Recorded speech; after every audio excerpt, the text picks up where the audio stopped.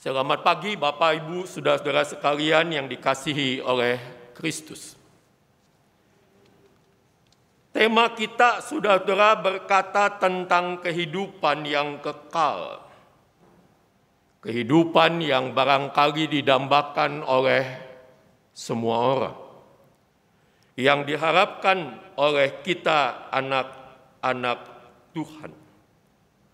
Bahkan saudara-saudara kita bisa mengatakan bahwa kehidupan yang semacam itu adalah kehidupan yang juga diajarkan barangkali oleh semua agama.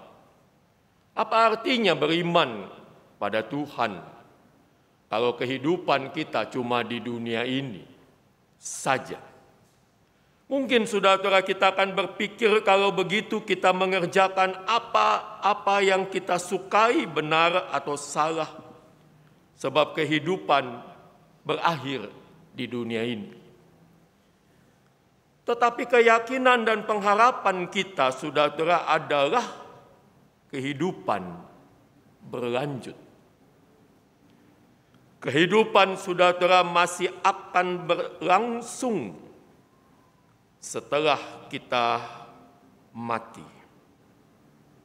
Nah, karena itu kehidupan di dunia yang penuh dengan penderitaan menjadi kehidupan yang kita bisa jalani dengan sebuah ketabahan karena harapan-harapan yang ada di depan kita.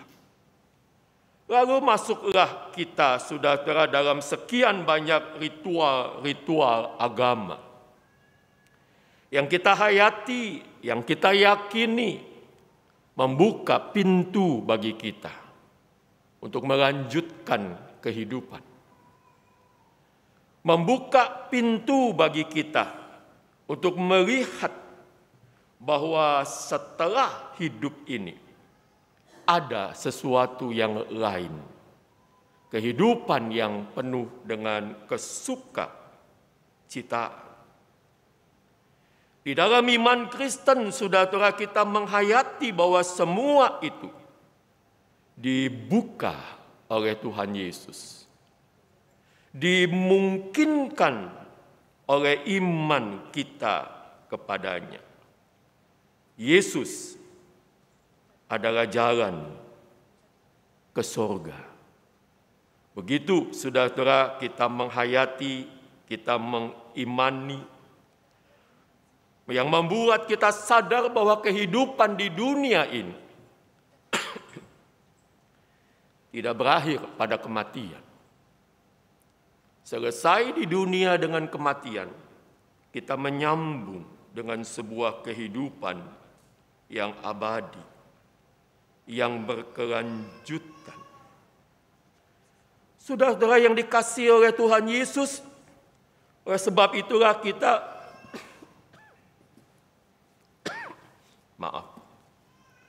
oleh sebab itulah saudara-saudara kita membaca bagian ini yang menjelaskan kepada kita tentang kehidupan yang seperti itu. Kehidupan yang berlanjut. Kehidupan yang kita katakan menjadi abadi. Saudara-saudara, kehidupan yang seperti itu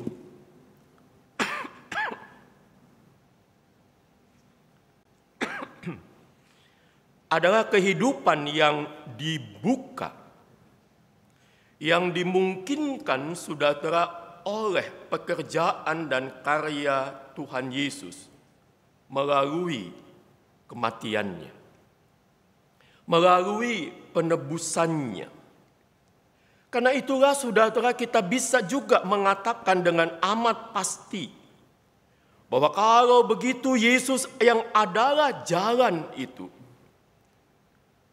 adalah Yesus yang mesti kita taati sepenuhnya. Kalau kita katakan dengan amat sederhana, saudara kita mau berjalan-jalan ke tempat yang agak asing bagi kita, saudara kita cuma punya dua cara. Satu, tanya teman yang sudah pernah ke sana, Atau biasa kita buka map, saudara, lalu melihat apa, kemana, dan sebagainya yang kita mesti jalani sampai di tempat yang kita tuju. Saudara, atau kita juga bisa mengatakan tanya orang gitu. Tapi barangkali saudara tanya orang sedikit membingungkan karena yang bersangkutan bisa memberikan arah yang lain, yang berbeda atau yang salah. Saudara, begitulah sederhananya kita menangkap jalan kehidupan kita yang menuju ke sorga, yang menuju kepada apa yang Tuhan Yesus katakan. Yesus adalah jalan yang membawa kita kepada Bapa. Yesus adalah sehakikat dengan Allah, saudara. Oleh sebab itulah kita sangat menghayati dan meyakini bahwa Dia bisa membawa kita sampai ke tempat tujuan. Andai kata saudara menanya sebuah alamat kepada saya, lalu kemudian saya menjelaskan caranya ke sini, belok kanan, belok kiri, dan sebagainya. Saudara, barangkali adalah sesuatu yang jangan-jangan salah. Tetapi kalau yang menceritakan itu berasal dari sana, saudara, tentu saja kita tidak bisa mengatakan bahwa Yesus berkata joke kepada kita lalu menyasarkan kita. Saudara yang dikasihi oleh Tuhan Yesus, kehidupan yang abadi adalah kehidupan yang datang dari Tuhan. Dan dari sana saudara kita menghayati datang Kristus membuka jalan bagi kita. Kehidupan saudara di dunia ini adalah kehidupan yang kita hayati dan alami, adalah hidup penuh penderitaan. Seperti yang salah satu kita alami di tengah-tengah hidup masa pandemi ini. Kemana-mana takut, saudara, takut dengan COVID. Bukan maksud saya, ayo belajar berani dan sebagainya. Bukan itu. Tapi saudara, jangan ke sini, jangan ke sono. Di sini bahaya, di sini ada pandemi dan sebagainya, dan sebagainya. Saudara yang dikasihi oleh Tuhan, barangkali juga seperti itu kita hayati perjalanan hidup kita dengan Tuhan Yesus. Saya tidak tahu, tetapi rasanya saudara kita kadang-kadang merasakan betapa kehidupan bersama dengan Tuhan penuh dengan tantangan dan rintangan. Andai kata Tuhan membebaskan kita berjalan kemana saja, lalu melakukan apa saja, tapi pokoknya pasti masuk surga. Oh saudara, rasanya kalau ada agama yang mengajarkan seperti itu, kita akan bersama-sama pindah ke sana, saudara, karena di situ lebih enak. Segalanya boleh, segalanya bisa, segalanya dapat kita lakukan. Saudara yang dikasihi oleh Tuhan Yesus, yang dialami bagaimana kita mematutkan langkah kita sesuai dengan apa yang Tuhan perintahkan kepada kita. Kisah yang kita baca adalah kisah tentang kebangkitan Tabita yang meninggal, saudara, tetapi yang oleh Petrus disembuhkan, dibangkitkan. Saudara yang dikasihi oleh Tuhan, ini mau mengatakan kepada kita bahwa dengan Tuhan Bukan cuma kehidupan di dunia ini, tetapi juga kehidupan di masa mendatang. Bukan hanya kehidupan di saat ini saja, tapi juga ketika kematian datang di dalam kehidupan kita. Padahal dunia kematian adalah dunia yang asing bagi kita. Saudara, walaupun banyak orang yang berkata dan bercerita tentang dia pernah meninggal dan kemudian bangkit, lalu menceritakan begini dan begitu perihal dunia sana. Tentu saja saudara, di kepala kita betapa sulitnya kita menerima yang itu. Tapi saudara, yang dialami oleh Yesus adalah dia menembus kematian. Dia membuka jalan. Dia menyediakan keselamatan bagi kita. Itulah yang kita mau hayati, berjalan mengikut Tuhan. Everlasting life, kehidupan yang abadi, kehidupan yang bersama dengan Tuhan, kehidupan yang di dalamnya kita boleh merasa aman dan nyaman. Di dalamnya saudara, Allah yang punya otoritas itu adalah Allah yang mampu membawa hidup kita menjadi hidup yang benar. Saudara yang dikasihi oleh Yesus Kristus, bagaimana dengan iman kita? Saudara, iman kita adalah iman di dalamnya kita seringkali penuh dengan harapan. Penuh dengan macam-macam pertanyaan. Dan kemudian juga permohonan. Tapi salah satu yang penting dalam perjalanan hidup kita bersama dengan Tuhan adalah beriman kepada Tuhan. Beriman kepada Kristus. Saudara yang dikasihi oleh Tuhan, percaya kepada Tuhan itu adalah mempercayakan diri. Saya suka dengan istilah itu. Yang namanya percaya itu, saudara, adalah mempercayakan diri. Ngomong sederhana saja, saudara, kalau saya tidak tahu satu tempat tertentu dan pengen ke sana, lalu tanya pada seseorang yang pernah ke sana, maka sebetulnya yang terjadi adalah saya mempercayakan perjalanan saya pada dia, pada nasihat dia.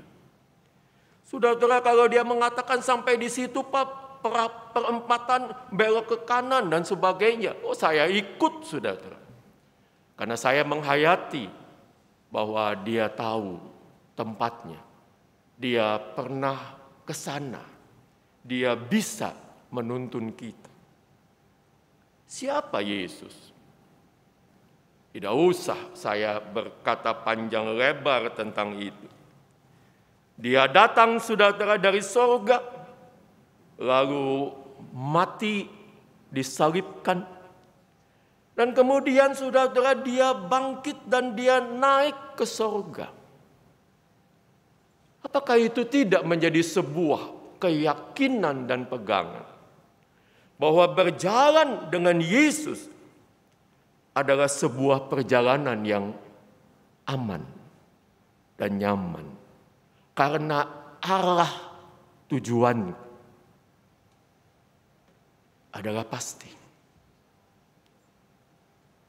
Saudara yang dikasihi oleh Tuhan Yesus, di tengah-tengah kehidupan kita seringkali kita merasa agama itu adalah sesuatu yang memberatkan. Begini nggak boleh, begitu nggak boleh. Saudara, kalau saya langgar ini, apa sih resikonya? Begitu ya. Kalau pandemi, saudara, kita taat karena tahu melanggar itu artinya saudara bisa masuk dengan kena penyakit itu. Jadi Kita takut saudara. Nah, bahaya nih nanti kenapa-napa dan sebagainya dan sebagainya. Tetapi jujur saudara, ketika di hadapan kita ada sesuatu yang begitu menarik. Dan kemudian sebetulnya itu adalah yang tidak berkenan kepada Tuhan. Apa yang kita lakukan? Rasanya kita semua akan, kalau itu lebih menarik saudara, kita mencoba ke sana. Perjalanan hidup tidak bisa begitu. Everlasting life, saudara, adalah kehidupan yang mesti kita arahkan ke sana. Kehidupan yang kekal, saudara, kehidupan yang ada bersama dengan Yesus, yang tidak bisa tidak harus ditempuh bersama-sama dengan Yesus. Kehidupan yang Allah janjikan bagi kita adalah kehidupan yang sejati dalam kebenaran Allah. Dan siapa yang tahu kebenaran Allah? Kecuali Allah sendiri. Siapa yang bisa tahu persis, saudara, apa yang Allah inginkan? Maka Allah yang menjelma menjadi manusia. Itulah yang mampu menjelaskan kepada kita jalan-jalan kehidupan itu. Saudara yang dikasihi oleh Tuhan. Karena itu ada 3 hal penting dalam hal kita mengikut Yesus. Yang pertama, saudara, adalah bagaimana kita bisa mendengar suara Tuhan. Banyak orang mungkin akan berkata, gimana Pak dengar suara Tuhan? Emangnya kalau kita berdoa begitu tutup mata, lipat tangan, lalu ada suara gitu? Enggak juga. Dan saya juga tidak pernah seperti itu, saudara. Tapi ada di hadapan kita yang namanya firman Tuhan dalam bentuk Alkitab. Saudara, yang kita hayati adalah firman Tuhan yang mesti kita baca dan kita tahap demi tahap tentu. Saudara, tidak juga sebagai pendeta bisa dikatakan bahwa saya sudah melaksanakan semua, enggak juga. Tapi tahap demi tahap, satu bagian demi bagian kita melangkah, mengikut jalan-jalan yang Tuhan arahkan kepada kita. Saudara, mendengar suara Tuhan dalam bentuk firman yang tertulis, dalam bentuk hal-hal lain yang saudara punyai. Saudara, itu adalah salah satu yang pertama yang mesti kita lakukan, mendengar suara Tuhan melalui pembacaan Alkitab, melalui perenungan. Tapi kalau kita membacanya seperti kita membaca sebuah surat atau koran, maka kita cuma akan membaca, akulah gembala yang baik memberikan nyawanya bagi domba-dombanya. Oh iya, ada gembala yang baik. Rasanya begitu kita malingkan muka, kalimat itu hilang. Lalu yang ada, tadi baca apa ya? Lalu artinya, saudara, artinya pusing lah begitu. Lalu ya udah, kita coret dari memori kita, buang. Saudara yang dikasihi oleh Tuhan Yesus. Lalu bagaimana Allah bisa menuntun kita melewati jalan-jalan yang Dia inginkan. Bukan membuat kita sengsara, tetapi membuat kita sampai di tujuan. Kadang-kadang saya suka iseng, saudara, pergi kemana gitu. Tapi biasanya kalau sendiri, kalau sama rombongan tidak berani, saudara. Lalu mencoba jalan. Kadang-kadang berhasil, kadang-kadang tidak. Tetapi kalau memang lagi lagi buang waktu, artinya santai-santai, nggak apa-apalah gitu. Memang dalam tanda kutip antara penting dan tidak penting begitu. Kayaknya jalan sini lebih enak nih, ya, coba aja begitu saudara. Walaupun kemudian membuang sedikit waktu. Nggak ada masalah lah, itu cuma soal perjalanan di dunia yang sementara. Tetapi berjalan dengan Tuhan tidak pernah bisa begitu. Sebab kalau begitu, saudara, seringkali kita berhadapan dengan situasi yang kadang kita alami di tengah dunia ini. Ketika masuk, saudara, ternyata tidak bisa balik dan kita mesti terus ke sana. Begitu juga kehidupan kita, kan? Jangan kita berpikir apa yang kita lakukan ini tidak bisa membawa kepada satu konsekuensi semacam ini. Ketika saudara melakukan sesuatu yang salah, kadang-kadang tidak bisa balik. Kadang-kadang tidak bisa muter. Kadang-kadang sudah terpaksa terus. Lalu orang masuk ke dalam dosa yang semakin dalam. Tapi bersyukurlah. Bersyukurlah bukan artinya saudara kalau begitu enak nih jalanin aja lah saudara. Bersyukurlah karena Tuhan adalah Tuhan yang maha pengasih.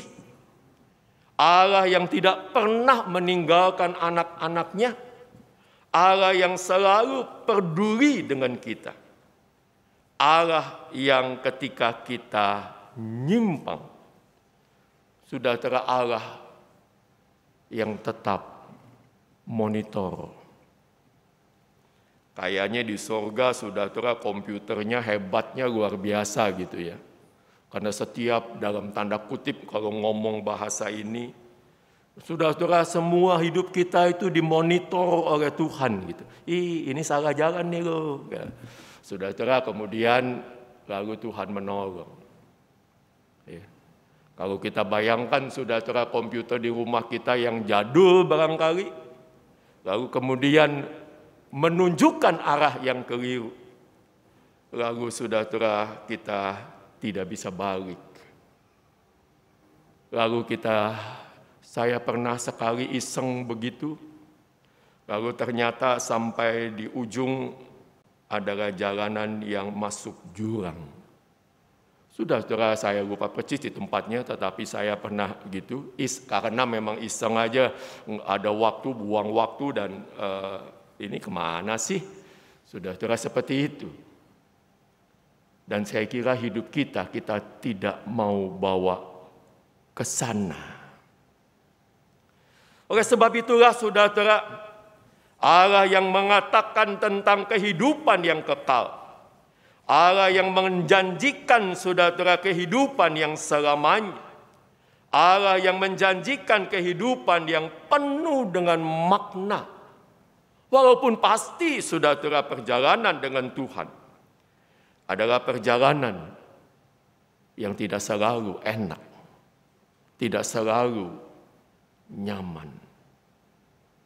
Tetapi jalan itu membawa kita ke dalam kehidupan yang abadi. Kehidupan yang kekal. Kehidupan yang pasti. Di sana kita berjumpa dengan Tuhan. Mari saudara. Di tengah-tengah kehidupan kita yang penuh dengan persimpangan-persimpangan. Di tengah-tengah kebutaan kita dan kealpaan kita. Mari saudara, kita selalu dekat dengan Tuhan, bertanya kepada Tuhan. Beribadah adalah bukan cuma sekedar diam, nyanyi, lalu ada kolektor, masukin uang, lalu kalau sisanya khotbah, saudara, ya ngomongnya nggak enak, ngelamun aja gitu, saudara gitu. Atau kemudian ketika pulang, saudara melupakan segalanya. Firman yang diberitakan kepada kita mestinya melekat sepanjang hidup kita. Karena itu yang akan membawa kita ke dalam kehidupan yang kekal. Yakinilah,